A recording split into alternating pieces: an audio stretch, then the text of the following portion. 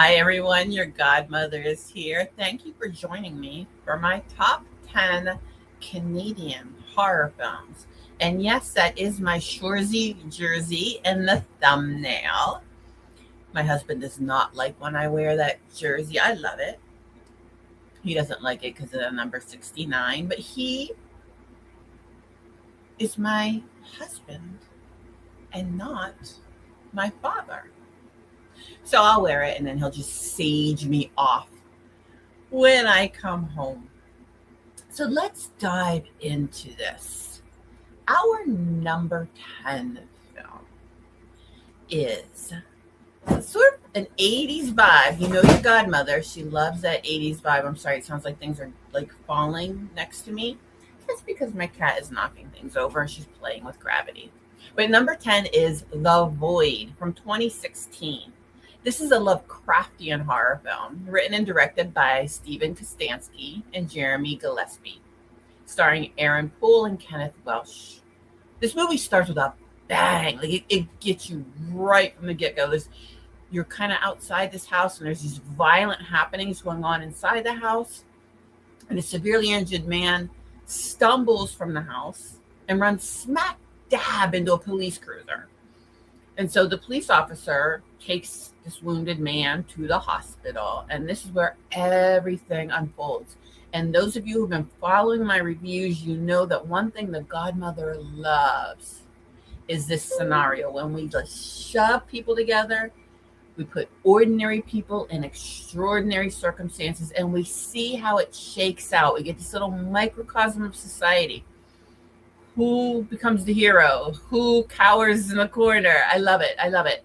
And in this one, we have the hospital staff, the police are there, there's some patients involved, and they're creatures. This is also like a creature feature, which is why I said it's Lovecraftian and all that blippity bloppity blue.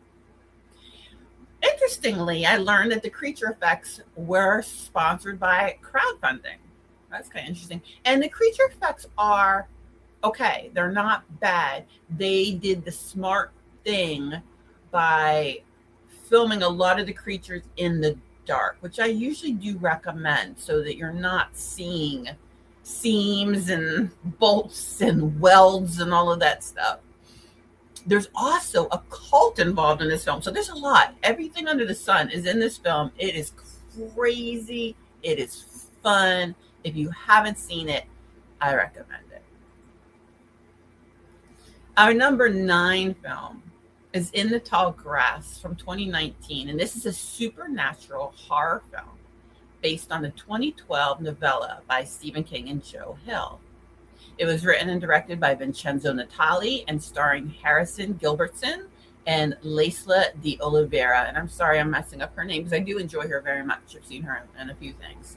Now, your godmother has mentioned to you that she has a history with cornfields. And cornfields are creepy. They're a creepy environment. So this one, we just substitute tall grass for the cornfields. It's the same kind of, instead of the cornrows, we've got that grass. And it's the same scenario where you're kind of lost in that tall grass. Can't really see where you're headed. So it's very claustrophobic. In the movie, a pregnant woman named Becky and her brother Cal stop their road trip after they hear cries for help from a young boy in the tall grass.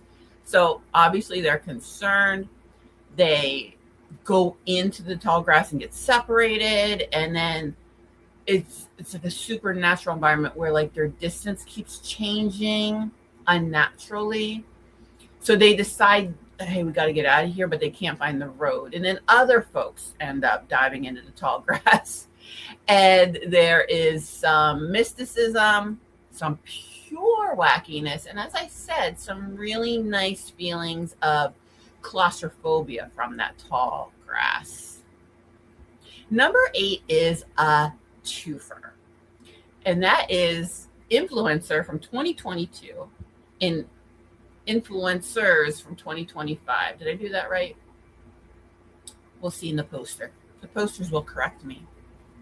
They are directed and produced by Curtis David Harder and starring Cassandra Nod.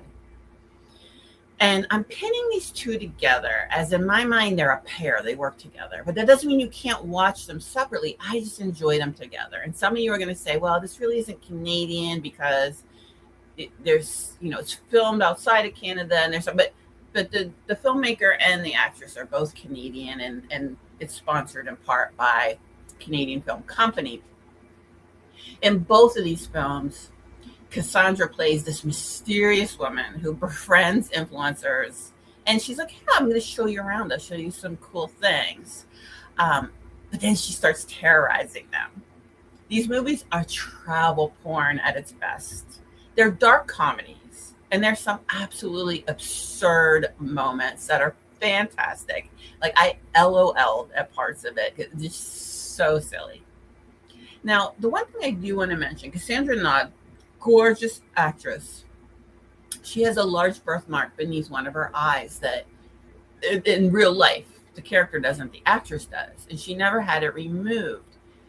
And I love it. I love that she's giving visibility to this. I love that children, I hope children aren't watching these horror films, but if they see her elsewhere, it might make them feel better about their own, whatever's going on with them, and I enjoy anything that forces us to embrace uniqueness. But that said, it takes me out of the movie just a tiny bit because it makes her so identifiable. You think the characters would be like, oh yeah, it was that woman with the birthmark that was terrorizing me. Like you'll be able to find her very easily.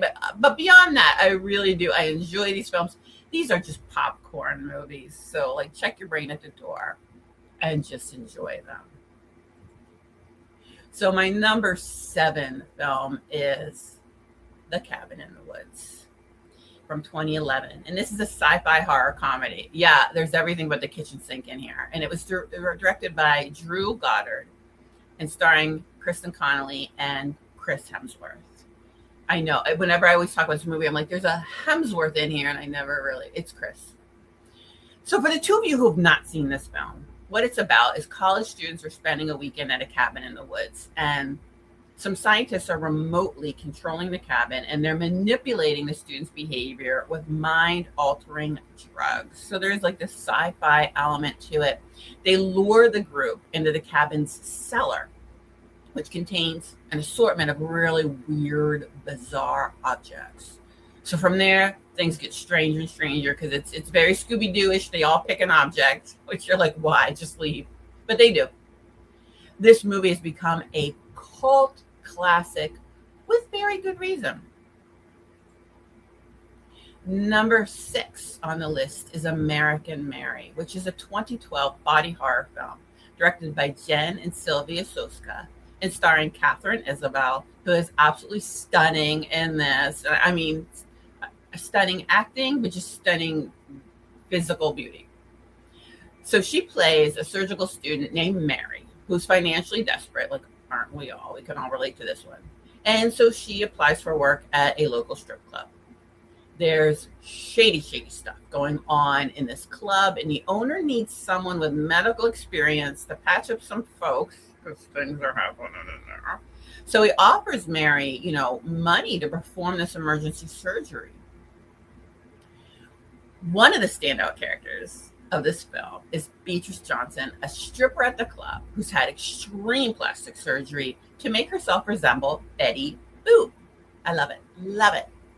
She offers Mary a large sum of money to perform illegal surgery on her friend Ruby Real Girl in a veterinary clinic because Ruby wants to be transformed into a human doll, meaning she wants her nipples and all external genitalia removed. And we've seen in real life, people do want to become real dolls. This is not unusual. So with this film, I would be remiss if I didn't provide a trigger warning. There is a rape scene later between Mary and a former teacher. So she has the strip club goons kidnap him, and then she practices her body modification on him. So there's a bit of that revenge thing going on in this film that we've seen in other films, and it kind of goes on from there. There is a lot of body horror in it, so if this is not something that you enjoy, I would recommend that you skip it. So number 5 is another Catherine Isabel movie. You know the godmother loves She-Wolf. I love a good She-Wolf story and movie. And that's why Ginger Snaps from 2005 is here solidly in the middle at number 5. It was directed by John Fawcett, starring Emily Perkins, and as I said, Catherine Isabel. She's the Canadian scream queen on this list, at least. Ginger Snaps is about two sisters, Bridget and Ginger. When Ginger begins menstruating, the scent of her blood causes her to be attacked by a creature that's been terrorizing their neighborhood, killing the dogs. Following this attack, Ginger begins to transform. And I know I've talked about this a lot before about how we often have werewolf films around adolescence because it is a time of bodily transformation. It's a time where it's difficult to regulate one's emotions. So people seem a little beastly. And so does Ginger. She becomes very hairy and she's enraged a lot. And she engages in risky behavior like unprotected sex. And so you're like, yeah, godmother, that's what teenagers do. Yeah. But Ginger also sprouts a tail and very sharp teeth, and she attacks people. The ending of this film is great. I love the sisters in it. I love the sisterly love. And as I said, I loves me a good she-wolf. Number 4 is a wild one. And that is In a Violent Nature, which is a slasher film from 2024, written and directed by Chris Nash and starring Rye Barrett as Johnny, who's our slasher. This film is really slow, methodical. There's a lot of walking around the woods. So be prepared for that. What's interesting is this film takes the POV of the slasher, of the killer. So it's like we're seeing it from Jason Voorhees or Michael Myers' perspective, right? So it's cool. It's interesting. It's intriguing. We have our young adults in the woods, as we often do, engaging in stupid behavior and antagonizing Johnny simply by existing. Like just their being there annoys the heck out of them, so he has to kill them. And boy, does he kill them in really interesting ways. The kills get like kind of worse and worse and worse as the film goes on. They build. We get a little backstory on Johnny, but not too much, and that's enough. We don't really need to examine the monster closely here. If you enjoyed this one as I did, get ready because there will be a sequel. Number 3 is one of my comfort films, and that is My Bloody Valentine. I also really love the 3D remake. That's such a good movie. The original is from 1981. So it's right up my alley with those old school slasher films that I just love. It's directed by George Michaela and starring Paul Kelman and Lori Hallier. And this film is set in a mining town on Valentine's Day. Basically, we have a killer who's dressed in mining gear, and he kills teens and removes their hearts. And sometimes he presents the hearts to police and others in candy boxes. Oh, it's sweet. It's sweet and Valentine-y, right? And this film has your godmother's heart by being such an iconic slasher. Now, number 2 and number 1, and I know I say this all the time. You're like, godmother, please just stand 10 toes down and say with your full chest what your number 2 and what your number 1 are. But these two kind of go back and forth on any given day for me. So I'm sorry. I know I say that all the time. I'm sorry. But number 2 is Red Rooms or La Chambre Rouge from 2023, directed by Pascale-The and starring Juliette Garipi. And honestly, I avoided this film for a while because I thought it was going to be Silence of the Lambs, which is a great film, but I've seen it and I've seen the copycats of it. This was not that. This was not what I expected. Fashion model and online gambling expert, let that sink in for a minute, Kelly Ann attends the trial of Ludovic Chevalier, who is a horrible man who's been, well, he's accused. Right now we're in the trial, so he's innocent till proven guilty, right? But he's accused of murdering teenage girls and then broadcasting their torture and murders in a red room, which is a chat room on the dark web where people can pay to watch these snuff films. So this case is a media circus, and it attracts the attention of the press, and also like there's these like fans of this killer who show up and kind of want his attention or want to get close to him. And I'm going to be honest with you, I walk the streets of Reddit in the true crime threads, and we do see people who form an attachment with not only with people who've been accused of horrendous murders in real life, but people who have fully admitted to committing these atrocities. And you still have these people who are into them. So this is, when I'm watching this, I'm like, yeah, I know this world. I know this world of these people. But some of them, because this is still a trial going on, they think he's being framed because he comes across very meek and kind of kindly. So he was accused of killing 3 girls. The FBI has access to 2 of the snuff films, but the third has not yet been uncovered. And I'm not going to give away any spoilers, but there is a scene in the courtroom with Kellyanne that startled me so much that when it was over, I realized I was literally holding my breath. Not only was I holding my breath, I was going, oh no, no, no, no, no, no, no, no, no, no, no, no. Well, I was watching it. It's wild.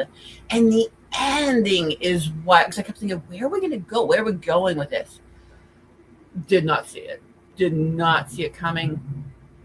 The character of Kellyanne is crazy. And that's all I'm going to say. This one, I really recommend, give it a try. Don't be like me and be like, I want Silence of the Lambs, because it's not. Give it a try. It is a slow build. It's a slow burn, but the payoff is dazzling. So give it a little time.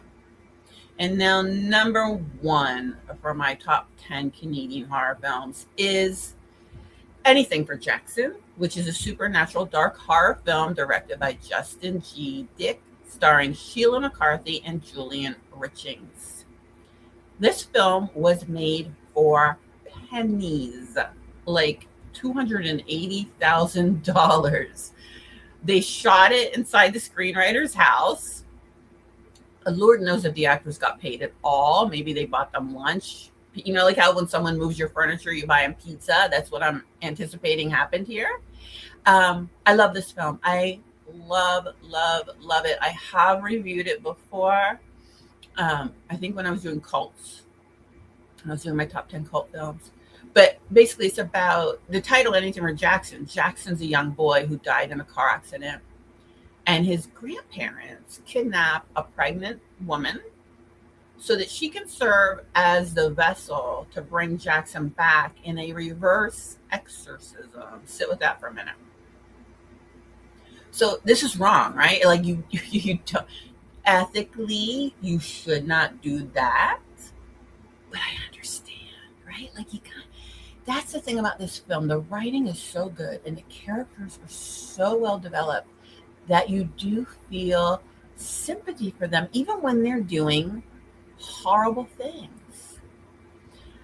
So again, if you go watch when I talked about it in Horror Cults, I do talk about how much I love this older couple because I'm half of an old couple.